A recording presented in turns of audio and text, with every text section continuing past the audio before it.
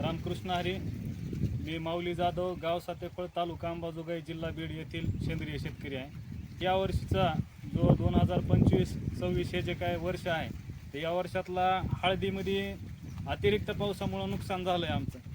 तर मला ह्याच्यामध्ये एक सांगायचं आहे की बाबा, आमच्या शेतमालावर किंवा आमचा जो शेतीचा व्यवसाय आहे, त्या व्यवसायावर ज्या वेळेला निसर्गाचा परिणाम होतो आहे, अवकाळी परिस्थितीचा परिणाम होतो आहे किंवा दुष्काळाचा परिणाम होतो आहे, तेव्हा आमच्या शेतमालाचे भाव हे वाढत नाहीत.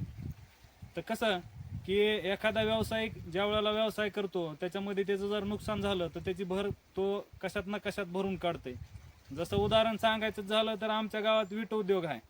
तर वीट उद्योगामध्ये व्यावसायिक काय करताय की त्याचं समजा अवकाळी पावसानं नुकसान झालं, चालू असलेली वीट जी आहे ती पक्की बनेपर्यंतच त्या अवकाळी पावसामुळं त्या विटेमध्ये नुकसान झालं त्याचं, तर त्याची भर ती कशी भरून काढते. अक्षरशः तो व्यवसाय आम्ही 50 पैशापासून बघितला आहे, जो आज घडीला 6.5 रुपयापर्यंत प्रति वीट असा पोहोचलाय. तर ती नुकसान झाल्यावर त्यानं काय करतंय की रुपये ते ₹1.5 ते वाढवून, त्याचा दर वाढवून त्या ठिकाणी झालेल्या नुकसानाची भर त्याच्यामध्ये भरून काढते.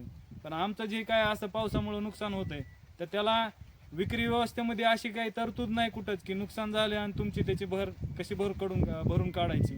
तर आम्ही स्वतःच या ठिकाणी निर्णय घेतलाय की आपला जी काय माल आहे, तर तो माल केन प्रकारे जसं जमल तसं आपण त्याची भर वेगळ्या प्रकारे भरून काढायची. त्यामध्ये आता आपण काय करतोय की आपली ही ओली हळद आहे, आज घडीला ओली हळद तयार झाली आणि बाजारामध्ये जो काय आपला स्थानिक ग्राहक आहे त्यांची मागणी आहे किंवा आपल्याला ओली हळद पाहिजे, तर आपण जवळपास आज 2 ते 3 दिवसांना जी काही विक्री व्यवस्था चालू केली ती ओल्या हळदीची, तर 25 किलो त्या ठिकाणी विक्री केली ₹200 प्रति किलो दरानं.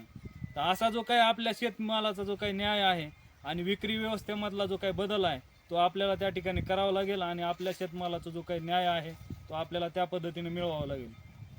धन्यवाद.